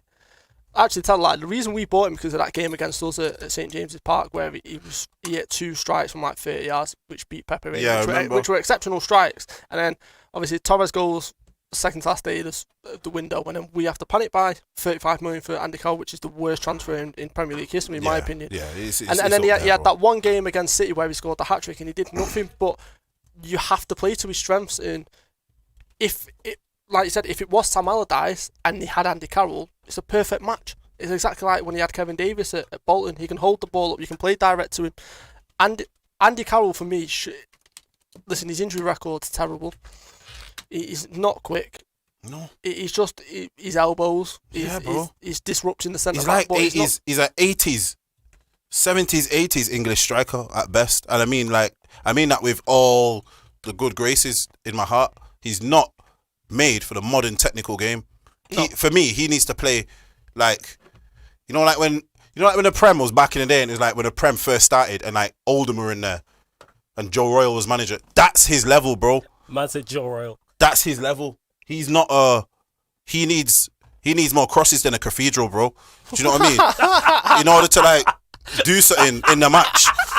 You know what I'm saying? Like if you're not banging in crosses like mad. Yeah, he's so ineffectual. Yeah, that's why I thought someone like Matt Ritchie with his crossing delivery style would. Nah, because his is just wild. It's just swing. Like there's crossing and there's swinging your foot. His crosses look like clearances, rude boy. You know what I'm saying? Like boom. You get what I'm saying? It's just boom. You know when you cross a ball, it makes a certain sound and you see a bit of kill. His is just boom. It just goes. Boom. Sunday league level. His is like a pitching where it goes. Yeah, that's what I'm saying. So for me, even like like Carroll, I don't get it. I've never understood the hype around this guy. He's big and he's strong. For me, if you write down his attributes, it sounds like you're describing a centre back. Yeah, that's a fair point. He's big, he's strong, he's powerful, can head a ball at a corner and a free kick. You talking about Sol Campbell? You know what I'm saying? You know what I'm saying? You could be talking about Sol Campbell. It don't sound like you're talking about no striker who's gone for 35 million or this but yeah. So for some big fees as well. That's what I'm saying. That's us, which is exactly what I was saying. But that's why I'm trying to say that. You know what? Actually, scrap this. Newcastle ain't no threat, bro. You know why? Go on. They've got to spend a full 11. You tell me how many of these seriously, if Newcastle get taken over, yeah, tomorrow, boom, it's official, yeah, they took over. Bro, they have to buy a squad. But I think who of them can contribute to a title race or anything? Which is a fair point, but they can buy an 11. They can definitely buy an 11. I don't know, bro. With the Saudis, they could buy. If the Saudis take over, they could buy. Yeah, with the money, but that 11's not gelling in 1 year to win a title, bro. I don't think it's gelling, but with the level of the Premier League, because we've seen 2 promoted sides come up, even though they're well gelled and do exceptionally well. So I'm not saying Newcastle would win a Premier League title, but they could easily comfortably finish top 4. They're 2-3 years away. Nah. You don't think Newcastle, if they got taken over by the Saudis, got the 11, couldn't finish top 4? They definitely finished top 4. Because I don't rate the Premier League at all. Nah, but you know why? In terms of the level of it is what I'm saying. I'm saying right now.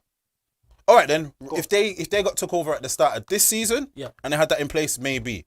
But because of what Liverpool have just done, and with City, if City get past this ban, So let me put it to this: City getting past this ban, and what Liverpool's just done, City are gonna go absolutely mad in the transfer market.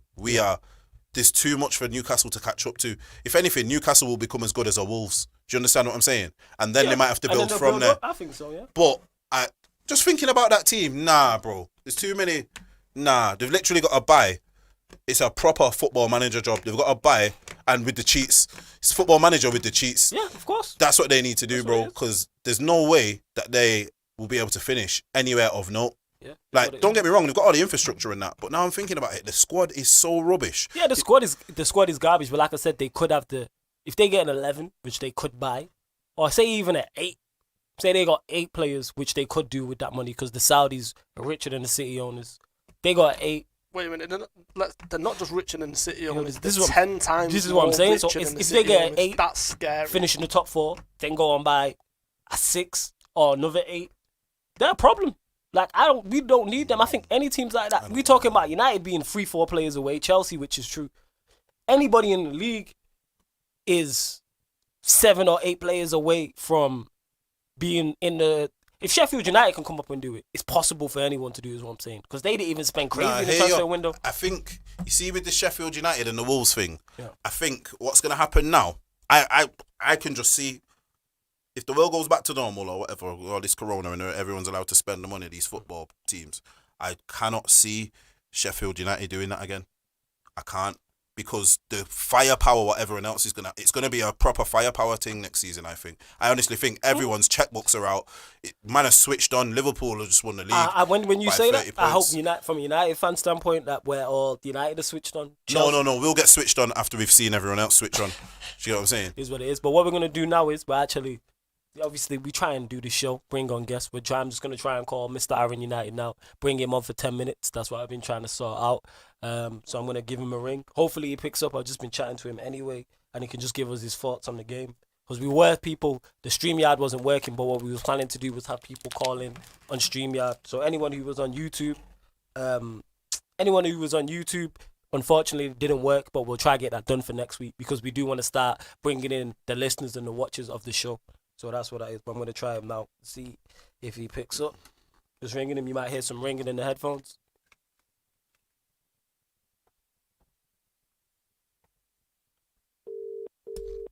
So yeah, let's see if he picks up.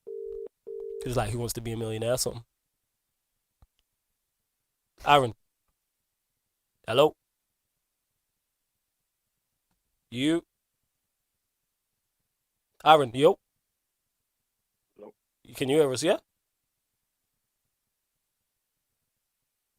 Yo. Yo, can you hear me? Yeah, we can can hear hear you you. now. Yeah, Can hear you we now. can hear you now. What you saying? You good? You? Can you hear us? Yeah, I think. Can you hear us, Aaron? I think Nod your head if you could hear us. Aaron, can you hear us? Because he said hello. I know. Just try calling back again. Yeah, we'll try Connection calling problems. back. Live radio, live problems. Exactly people. that. Exactly. Yeah, if that. you're with us from the start, you'll know that. You know this what is this how is it why we try happens. and do and bring on guests Trial and at error. last minute. That's why we try and do, because like I said on the StreamYard, we was gonna bring people in. So that's what that is. But we'll see now if we can get him on. Hello? Yes, Aaron, can you hear us okay? Yo, Aaron, can you hear us okay? Yes, I can hear you. Can you hear that? Right, one sec. Can you hear us now? Don't think you can hear us with the audio. You, Is it muted? Is that blue? Aaron. Yo, Aaron, can you hear us? Can you hear me? Yeah, Yeah, we can yeah. hear you. Can you hear us? Yeah. Yo. Don't think he can hear us. I don't know what's going on. All right, Yo, we'll try. bro, can you hear me? Yeah, Yeah, we we can can hear hear you. you. Can you hear us? No, I can't hear us, man. Yeah. Oh, It is what bro. it is, unfortunately. But yeah, we'll keep rolling anyway. We'll keep the show going, people. We was trying to, bring in guests and stuff like that. You know how we do. You know how we do. So yeah, on to the FA Cup semi-final draw. Stroll, we'll start with you. Obviously, give us the draw and also give us your thoughts on who you see going through to the final. So the draw, Manchester United and Chelsea and Arsenal against Manchester City. The City one's obvious for me. I think when you think about it, I think City have got too much firepower. Mhm. Arsenal are Arsenal. It's just, it is what it is. Like, yeah, I think City will comfortably win that. And to be honest, I think City have got a point now as well. Now that the league's gone, they can focus on the Champions Leagues. And I was having this conversation with Terry yesterday, was if City go on and win the Champions League, they've already got the League Cup wrapped up. If they win the FA Cup as well, they've arguably had a better season than Liverpool because of the amount of trophies they win and the trophies that they've won. Champions League's a big one. You Because know it's what's 3 mad, trophies though? over one. Within the last 2 seasons, you would have similar trophy hauls. Do you get what I'm saying? Yeah. So if they were to do that, it's similar trophy haul. Maybe not the Club World Cup, but then they could throw in one of the. You know what I mean? Yeah. So it would be like, I think yours is what, 4 in the past year. Mhm. So they, you know what I mean? They could have a similar haul there. So Yeah, that's then- what I mean. Yeah, so it could be like, not they've got an argument because ideally, as an English team, you want to win the league, don't you? Do you get what I'm Yeah, yeah. saying? But yeah, it's one of them. But no, go on. Yeah, so I think City will go through. The United-Chelsea one's interesting. Yeah. Solskjaer seems to have Chelsea's number when it comes to these games. He really does. Like, he seems to find a way to beat him. So you beat him in the League Cup. Rashford, that free kick, exceptional free kick. He's been there. He's gone and got results. It's that's the one that's more intriguing to me, and I think it will be close. I think it will be a lot closer. I could potentially see it going to penalties. Do you know one thing, actually, now I'm thinking about it, every time we play Chelsea? That's the only time I honestly think we look like we have a game plan. Because Chelsea play right into...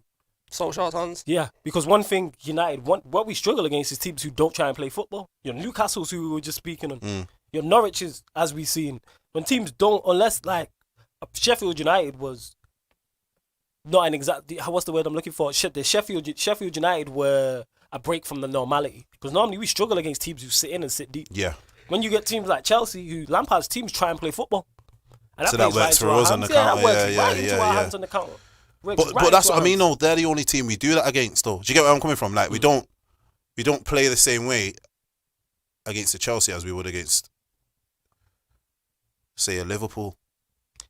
Because Klopp is not only Liverpool a superior side. The last thing to beat Liverpool, you don't want to be open. You don't want to be open, but you don't want to give them the ball. You kind of have to have measured, like you have to attack, but you have to defend. Sitting into me against Liverpool is suicide. Because eventually someone's going... they're going to break you down. When you have Salah, Firmino, Mane, Trent, Robertson, put Wijnaldum in that mix because he's a goal scorer. Fabinho, you can play them kind of passes. Yeah, like somebody's going to score. So you have to match it like they're superior, whereas Chelsea don't really have that. They have no threat like that, Chelsea. If you look at it, that's why he signed Ziyech and Werner. Because their front three don't really scare you. You know what? That's probably the weakest front three out of the top teams. Yes. Like, as much as we say about Arsenal, you do know, like, you kind of got to be sharp when Aubameyang's Yeah, because it's Aubameyang. Yeah, you know, like Lacazette and them, man, there. Man can, like, that's a new one, yeah, Lacazette. Man can, like, you can deal with him. Do you know what I mean?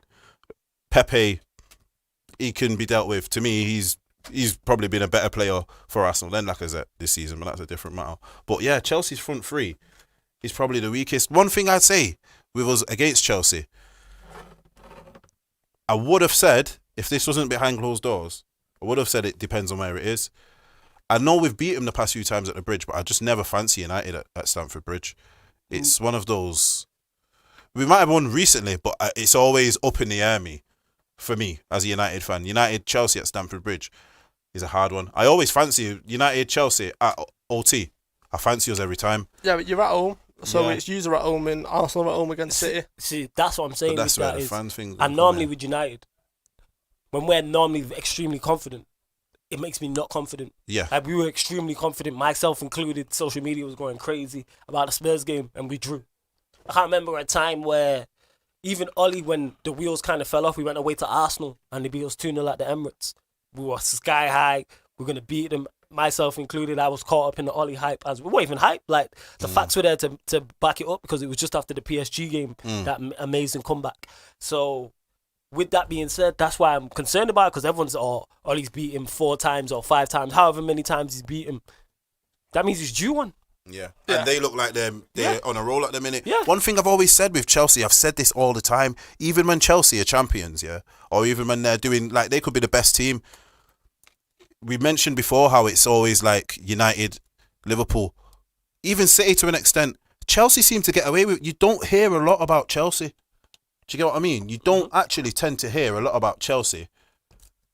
It's all kind of kept behind closed doors. Like, all right then, I'm telling you now, if Liverpool were to be linked with Ziyech, or look, the whole Werner Liverpool thing, that was like heard of from day dot, really. Do you know what I mean? Because of the size of the club. Yeah, but this is what I mean, though. It's like they get away with it. I don't know what it is. They somehow manage to keep things pretty much behind closed doors, and it's something that I don't know if it's because they've not got the prestige of it or it doesn't sell. You just said it right there. They don't have the prestige of it. Yeah, they don't have the prestige. To be fair, their history, sorry to cut you off, Stroke, their history is not there. Chelsea have been, like I said, in the past 10 years, them probably, in terms of trophy haul, probably have more than everybody else. Yeah, they are the most successful. So they're the most successful. Yeah. But the issue is they have with City is nobody really cares It's like because it's Chelsea. No do one. you get what I'm apart- saying? No, innit? They no- go under the radar. Yeah, no one cares. Like I remember, it was a picture. I can't remember. It might have been when they won the 2015 league title. I think it was. I think it was their last one under Mourinho, and they had the parade. The streets were empty. Just driving around, the streets were empty. It wasn't. You would have thought it was lockdown back then. That's Like what I'm the saying. streets are like Liverpool. We seen what happened. Yeah. And that wasn't even the parade. They just won the title that day and they weren't even playing. And the streets was out. Like United, I've been there. I went to United's last parade in 2013. You know, the last Premier League title. Crazy. Absolutely. Scenes was wild. You know what I'm saying? Followed it down. It was wild. I was in town wilding out. It was wild. This is what I'm saying. And to be fair, this is the thing with the Werner deal going under the radar with Chelsea is because Werner was openly coming out in interviews after games saying, I want to join Liverpool. I want to play for Liverpool. The only reason why he's not at Liverpool is because Klopp and Liverpool pulled the deal on it or pulled the plug on it because of the uncertainty with the money and stuff like that, which I still disagree with, especially now that we're back playing football. But that's the reason why they've gone under the radar with it. The Ziyech one just came out of nowhere. Nowhere, innit? Like, but you know what? I remember now. Do you remember we was talking about this earlier in the season? Yeah, go on. Remember we were saying Kepa was playing and the ball smacked in off his face? Yeah. That was Ziyech. Was it Ziyech? That was Yeah, Ziyech, yeah, bro. it's So I Ziyech. seen it there. You know when we was like in lockdown watching football and I seen Ziyech smack one like a cross shot and it hit the post and it slapped keeper. Oh yeah, They call sorry him to cut keeper. you off. Somebody just said in the comments, Machiavelli the Dawn. He said they're both at Wembley, I think, in terms of the games, FA Cup semi-finals.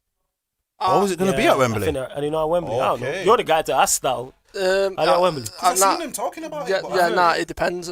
From what I've read, it would depend on, because of everything that's going on at the moment, they were taught. Obviously, Wembley FA Cup semi-final is the first place you go to. But when they were talking about neutral venues, there was an issue with Wembley. I was about to say Wembley then, like With Steve Wembley. McLaren back Wembley. when he was in. Did you see that? When Steve McLaren went to Holland and he Oh started yeah, talking with a Dutch the accent. accent. Oh. Yeah, for some reason I was about to do that then. Don't know why. But yeah, so there was an issue, and that's why neutral venues moved away from Wembley. So it's one of them. I don't know from what I was reading whether they can facilitate both games at Wembley or not. No, it's definitely a possibility. Like it'll be interesting to see if they can do that. It will be interesting to see if they can do that, but we'll see. Like, does it favour? To be honest, I don't really think United Chelsea. I don't see the fans swaying it. The only place I would see the fans swaying it, maybe the Bridge. But then we've done well there. If this was United pre-Ollie, because his record at the Bridge is phenomenal. Yeah, mad, If this was United pre-Ollie, then I'd be worried. But I don't think the fans are a leveler because United and Chelsea are fairly close in terms of level and in terms of ability. So I wouldn't be like, right, if it's at the Bridge, it enables us. To me, if it's at the Bridge and there's no fans there. Because the You know Bridge what's is a sick, tougher though? place to go. And they're going to be up for it because it's an FA Cup semi-final. Do you know what I think's going to happen now? And it's going to do my head in. We're probably going to win that. Mm. I reckon we'll probably win the FA Cup, and I think we'll probably win the thingy, you know. Europa League. Yeah, and I think that's it. If he gets us them 2 trophies, boy, he's cemented. If you know what? I'm there to give you merit on credit on merit, whichever way round. If he wins the Europa League and the FA Cup, he deserves his crack at the next season because I believe he'll fall. He will fail miserably, Ollie, if he does that. Fail miserably because that team should win a Europa League or a FA Cup. That team should win not a Premier League title, but win something. But we'll Yeah, see in the those Champions type of League trophies, because yeah. you can't just do that and then go into the Champions League. And we've seen what's happened. Like Champions League we've seen Arsenal get beat 10-2 twice. Like the Champions League is an unforgiving place if you are not good enough. We've seen a Barcelona side get beat. People sweep this under the rug. 7-0 on aggregate by You know that what? Bayern Munich side. I was watching, just to go with what you're saying, I was watching, I think it was AFTV the other day, and then one of them must have been saying, "Oh, you know, I don't want us to get Champions League because if we get in that, we'll get absolutely savaged." Yes. Because he was saying, "Oh, look what Bayern did to Tottenham, and that's Tottenham's best team in a long time." This is what I'm saying. Do you get what I'm saying? Seven. Yes, this is what I'm saying. What Chelsea were 3-0 down. Was it Munich? Yeah. It was Munich. This is what I'm Yeah, it was saying. Munich. And it's like Chelsea. And that was a comfortable 3. Yeah. That was kind of like, all right, we'll chill now. Yes. That could have been a 6 or Foot 7. off the gas. Foot off the gas. Foot off the gas, and it's not even like it was a bad Chelsea side. Like this is a Chelsea side everyone's been waxing Liverpool about. They'll probably finish in the top 4. and Bayern Munich come to their own patch with fans and do that. Mm. So that's why I'm very concerned. If you add injuries for United, all these just lack of quality, I'm like, that could happen to us Yeah. easily. We're struggling to get the top 4. I'm telling you right now, with this team we've got everyone fit. Yeah. Whatever team you want to play, you put us against the Bayern, Barcelona, any of them top teams there. Yeah. It's night. We could struggle. This is what I'm saying. We definitely could struggle, but we'll see. So what we saying then in terms of predictions? I don't want to be negative, but for some reason I think Chelsea are due one and they're going to do us. Yeah, no, to be Yeah, fair, I think they will. to be On fair, current form. I think it's a Chelsea City final. I think it's a Chelsea City final. But I'll tell you, all right then, Go on. Chelsea City final. Yeah, they beat us and it's a Chelsea City final. Chelsea will win it. Yeah, I agree with that because Chelsea always seem to be 12 to 18 Final. months away from being in a final. Chelsea in finals, Yeah. it's like I don't know what it is. It's about like them in the Premier League when someone It's like expects to win a cycles on Premier League European title. nights. Yeah, Yeah. they That's get exactly like what a it is. proper lift in it, Yeah. especially at Wembley. Yeah. Anytime they seem to come through them Have you tunnels at seen their Wembley, win percentage at Wembley? It's like 60, Yeah, it's 70%. it's mad. In You know what it finals. is? When they get to them Wembley, they turn into Mourinho Chelsea. They turn into prime Mourinho Chelsea. Nah, they do. When Drogba would score Yeah. all the time in semi-finals and Yes, finals. do you get what I mean? Yeah, They yeah, get yeah. that level, and that's a show of quality Yeah. because that's a show of quality and it's a show of experience, and that's something that I've always said this Chelsea squad has over ours. It's the experience. It's your Azpilicuetas. It's your Shout out, Kantes. shout out Faris as well. But yeah, go on. Yeah, shout out Faris. So- Always, Azpilicuetas. always.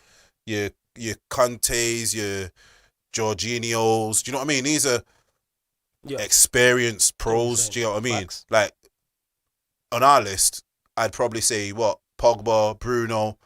I'd like to say Rashford and Martial, but they're not. They're not experienced of. They're not serial winners yet. I get what you're saying. Do you get what I'm saying? They've not been, and this is one thing that I hope they do fulfill and become before they get too old. I think they need to become winners young. I mean, serial winners. You know, winning something year after year after year. That is one thing that our team's missing at the moment. Yes. That's one thing I thought Mourinho would have done. You know, after we got that Europa League, Yeah. I thought, right, we're due we'll get like a FA Cup or During a something nice every run, year, yeah. and then build it up back to the league. And I don't know, that might have been his plan, but that for me, that's got to be the template for anyone who comes in. Or for Ollie, Ollie should be saying, for me, Ollie should have get a League Cup. A League Cup would, yeah. Just 'cause- get something under something the to belt. to- Do you get what I to win. mean? Get your players used to winning. And I can see him doing it. I can see United winning the Europa League. I think we have enough individual brilliance to do it. The only thing it comes down to, because we're a bit weird on European nights. But it is now one-legged. Well, that's the point I'm coming to.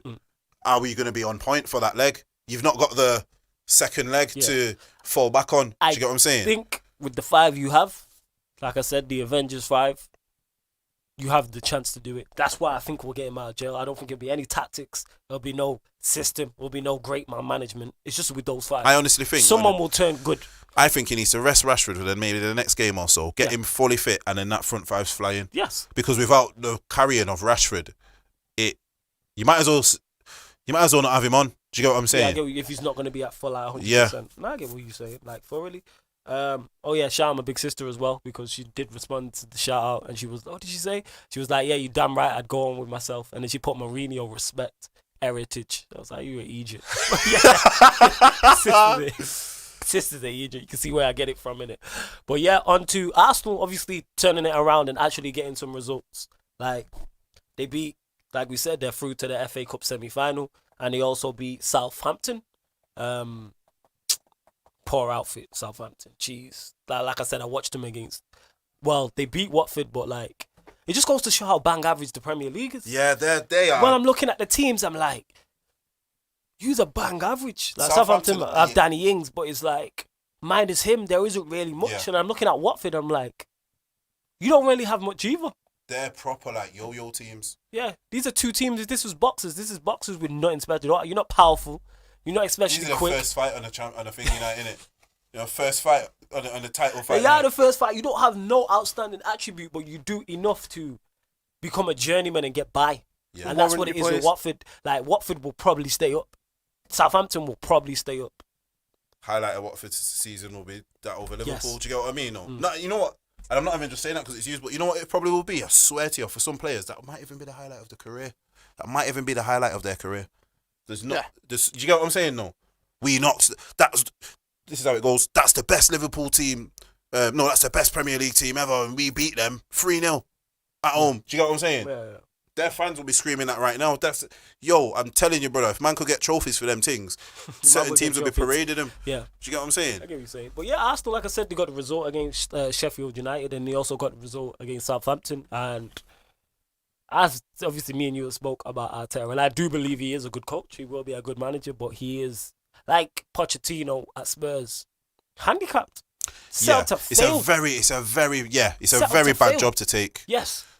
And that's why you have to give him props, because I can't believe that Arteta would be that naive or that stupid to believe because we always say Arsenal got no money, but he got a billionaire owner. Yeah, this is what I don't get. They got no money, but they have a billionaire owner. Yeah, because the billionaire owner pumps all of his money into his NFL team, which is the But this is the thing. So man's at City now, yeah. Man's as a coach, yeah. Tell me of another team. So he's Spanish as well, by the way. Yeah. Pep Spanish, whole back room's probably Spanish. You know what I mean? They've got Spanish directors and that. So he's probably feeling like he's in Spain. You get what I'm saying? He's at home. He's got everything what he needs at City. Why? Why? As someone who's played for Arsenal.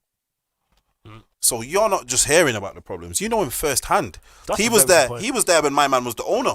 So he knows what this guy's like. Yeah. Why would you do it to yourself? Surely he could have chilled City a few more years. You never know what happened with Pep.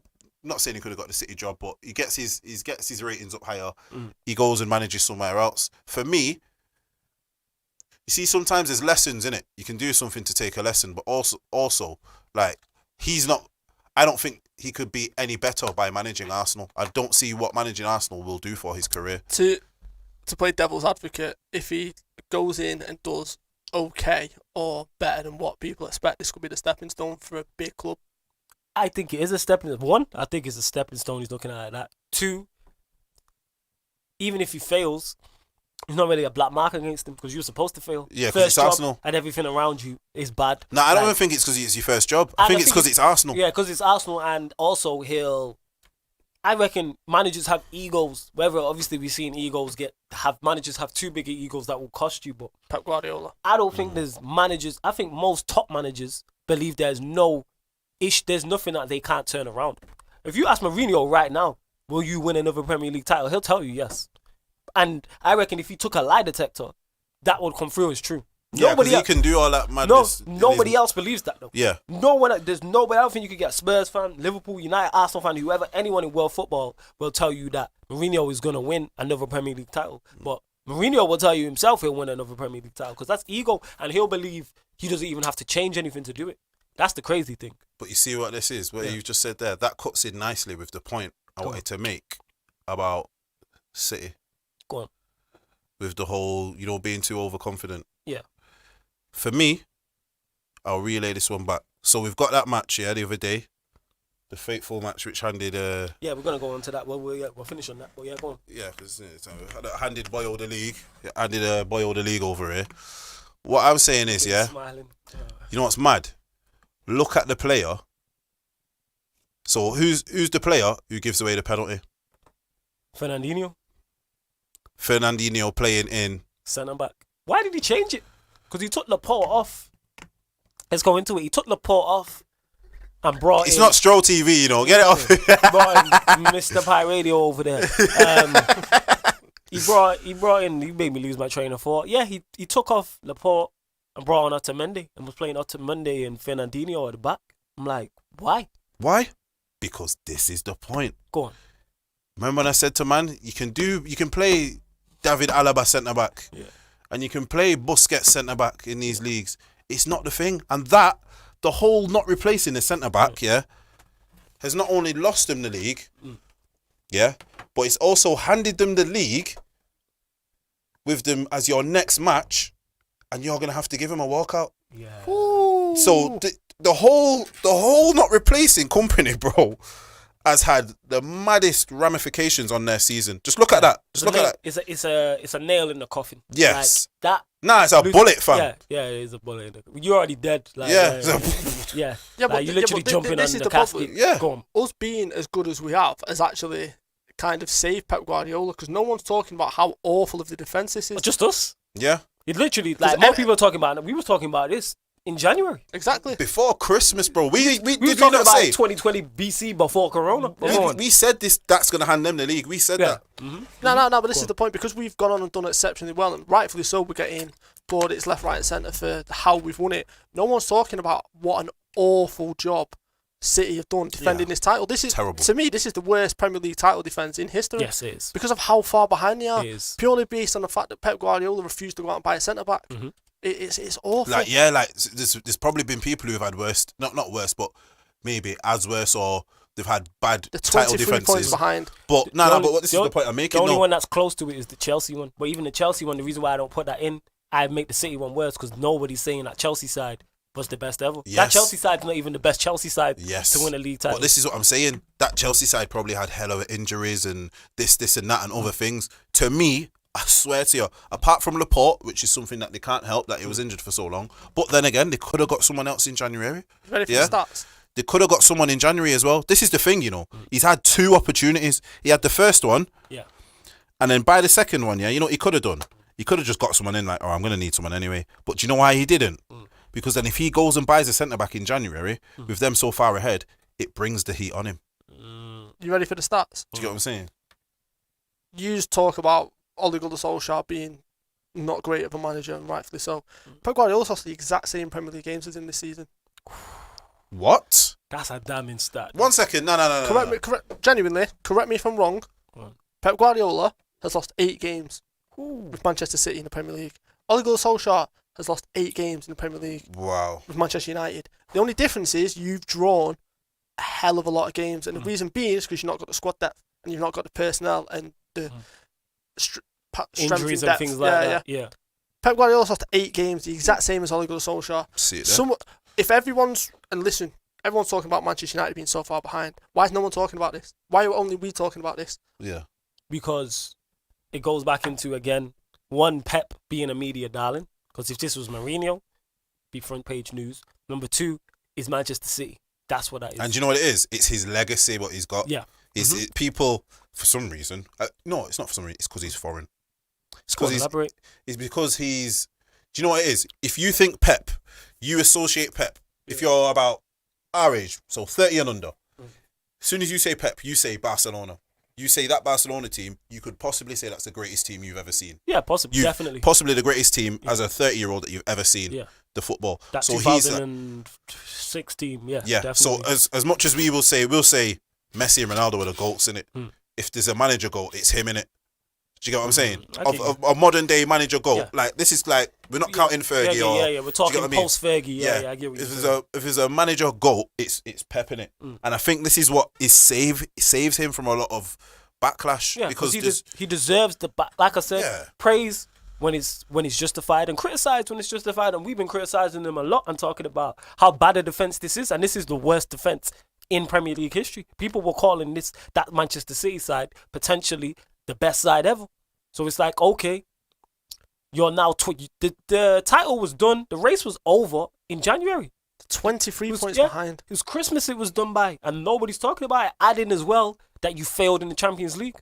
And if you fail again in the Champions League, that's a black mark that needs to be held against you. You know what? All of this has made a 35-year-old Vincent Kompany, or however how old he was, look absolutely amazing as a player. Like, seriously, for me, you might as well have done your best to keep him. Yes. If you knew you wasn't going to replace this guy, keep him. Yeah. I just want to make this point as well, and you've just made an absolute unbelievable point without realising. When you talk about Vincent Kompany, not only was he an amazing player, it's the leadership in the dressing room, which and listen, I come on to this. You look at Liverpool, we've got 3 big leaders in that dressing room: James Milner, Van Dijk, and Jordan Henderson. Yeah. Now, Jordan Henderson and James Milner aren't the flashiest players. They're not the most technical players. They're not the best players in the world. What they are is they are leaders, and they will lead by example, and they will set standards. So it doesn't matter who you are, what fee you've been bought by. If you come into Liverpool and you come into that changing room, you better set the standards early, and you better learn that if you don't reach these standards, that it's not going to be, you're going to be held accountable for it. Who's doing that in Manchester City's dressing room now? There's too many egos. There's too many. Do you know big what it is with players. City's? The big name, yeah. All right, so let's think. City's probably best player, and then someone who's probably old enough, say a De Bruyne. Yeah. quiet as a mouse. Yeah, that's not his character. It's not his character. He'll lead Aguero. by example. Aguero, quiet. Yeah, lead again. Similar. Lead by example. More David evidence Silva. Says, yeah. Similar. Again, another one lead by Gundogan. example. They're all lead by example type guys. Exactly. Whereas you see at Liverpool, John Henderson screaming at Yeah. Trent. You see Milner when he comes on screaming. Van Dijk screaming. Not just that, Fabinho screaming. You look at United. United have got players that Harry Maguire screams at everyone. Harry Maguire, that's one thing I want to say. Yeah. With no fans, when you hear there's been clips that have been cut up and you can hear people. Exactly. You can hear players shouting at players. It's good to hear. I like it. Do you know what I think that comes down to? Go on. This, for me, might come down to Pep not embracing the English game. Yeah. Go on. Because You thought that it was model, gonna be easy. not even, yeah, I think he did, but that model of management, say, all right then, Barcelona, yeah? Probably a PK. I could imagine to be that type of character. I'd probably say everyone else might be the same. Quiet, lead by example. The English way is more... and I'm not saying... And this isn't something that... This obviously isn't something that's made the English game great. Because it's not. You know what I mean? It's not made... England are out here dominating tournaments. So I'm not saying that this way should be adopted. Or do you get what I'm saying? But you've got to have a blend. For me, at City, there's no blend. Everyone is like... Probably... That squad now, what he's got there, yeah, is probably a lot easier to control. Yeah, true. Do you get what I mean? That squad there will be a lot easier to control. Pep's the bad guy, but good cop, bad cop. He can do it. Have you seen it in that documentary when he's shouting at him and that? I couldn't take that seriously, bro. Yeah, when he's like, hate me if you need to hate me, just play better type of thing. Yeah, I saying. can't take that seriously, bro. You know what I mean? And as much as these man, you can see that there's times this season where their foot's not been all the way on the gas. You can see it. And more to the point as well. Last point sorry before, to cut you off. Yeah. The last point we'll go to you, Stroll, and then anyone who's watching on YouTube, any questions you have for us, quick, we will answer in the last 10 minutes of the show. We're going Stroll. Yeah, but I'm saying more to the point as well. There'll be games where, for example, it's 1-1. They might be 1-0 down, going at half time. Is whilst Pep's trying to sort out his team talk, you will then have your leaders that will step up and say this isn't good enough. Company, you've seen it on when he did the Amazon Prime thing. He was one of the first people to talk, say, look, when you beat him 3-2, he's like, this isn't acceptable. We are going to be champions. We should not be losing this game. And he was the first one to talk. They've not got that anymore. Yeah, well, and De that's the Bruyne, big come on, problem. guys. You know what I mean? He'll be like, I get what you're saying. come on, guys, we need to win. You know what I'm saying? There's not got that. You need a lion. Yes, you get what I'm saying? you need even just that one. Because you look at the old Manchester United teams, Gary Neville, leader. Yeah. Vidic, leader. Rio Ferdinand, leader. Scholes, leader. Wayne Rooney, leader. Patrice Evra, leader. There's 7. And, and I could still reel off a lot more. Yeah, there's more. Like, there's so many people who embody the manager on the pitch. That's probably every. If you pick every title-winning squad, you have that. You've got probably at least 5. City are probably the first ones to bring through that model where it's not. But it's just the one. Yeah. It's just the 2. Now I know what you're saying. Like, literally, back in the days, back in my day, sound like an old man, innit? But your whole back 4 is leaders. Do you get what I mean? Your whole back 4 would just... And then it might be your 2 centre midfielders or however many midfielders you had.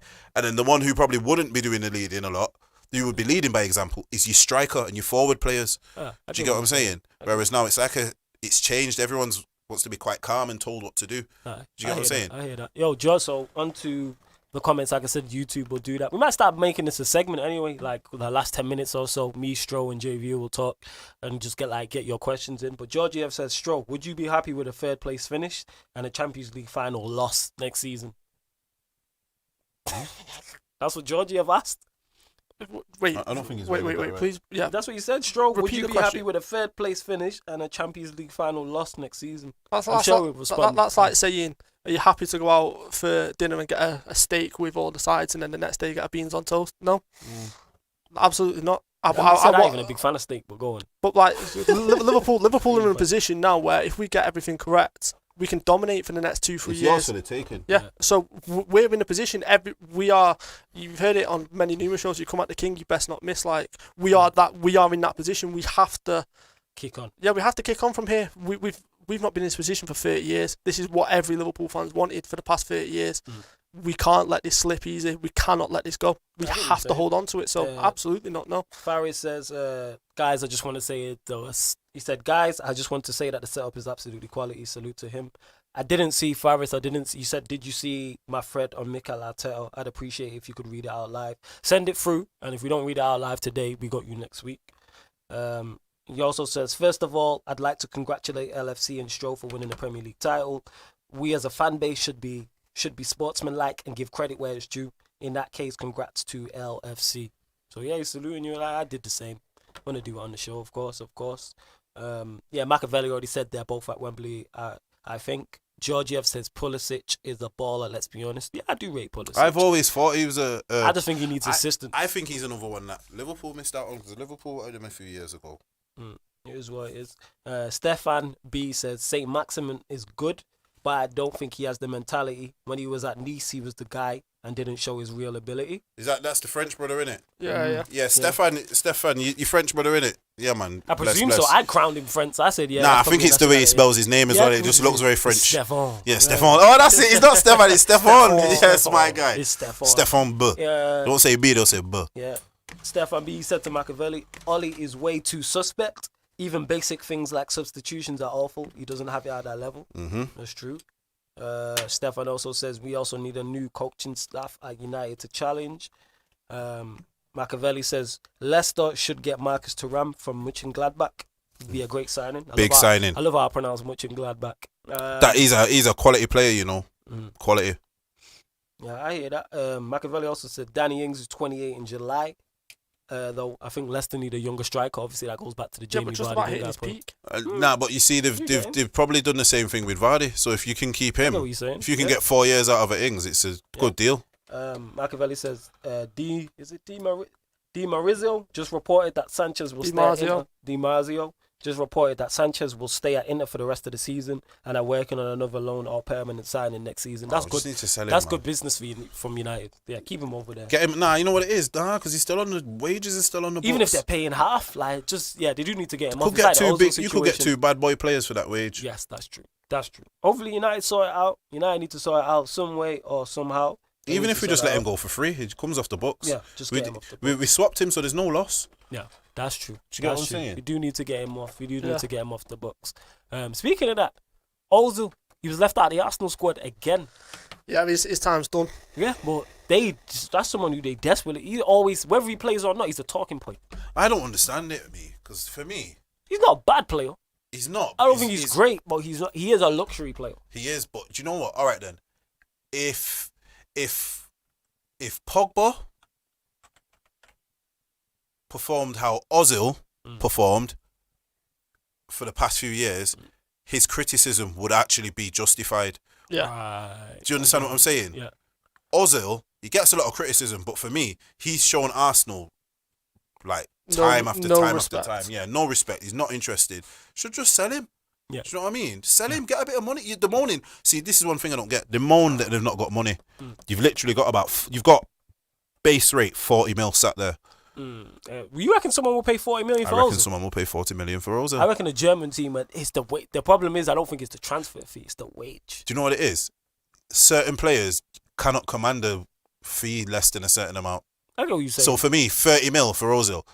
All right, then, check this one out. If Ozil was to be put on a transfer list for 30 mil, people will be snapping at it. I reckon a German team would pick him up. No, I reckon a lot of teams would pick him. I reckon PSG would grab him. I think so. Maybe. But they have a lot of midfielders. Possibly, I can see. I reckon if he is, definitely go back to Germany. That's what I think it is. He'll go back to Germany. They could definitely 100%. get the money for him. Could definitely get that money for him. The major stumbling block Will be his wage. is the wage. His wage is They'll ridiculous. just Isn't have to pay him off. Is his wage not similar to Sanchez's? Yeah, Sanchez. That's what I'm saying. Wow. Just pay him off. Because that's what they had the choice in it. Yeah, they had the choice of to give it the wage to. And he picked Ozil. He is a luxury player. But that has come to the end of the show. Obviously, we will be back next week, people, discussing all the Premier League games. United are playing tomorrow. Stroh, you know what? Since Liverpool won the league title, I'll let you take us out. This has been a wonderful show. I've enjoyed every single minute of it. Salute to all my Liverpool fans out there. Make sure you're celebrating, but celebrating in the right way. Let's take over and win this thing. And I love nothing more than seeing Flawless in absolute pain for 2 hours just for being so petty. So yeah. It's Stroll Summer Third Back next week. Make sure you tune in to Pi Radio, Manchester's #1 youth-led radio station.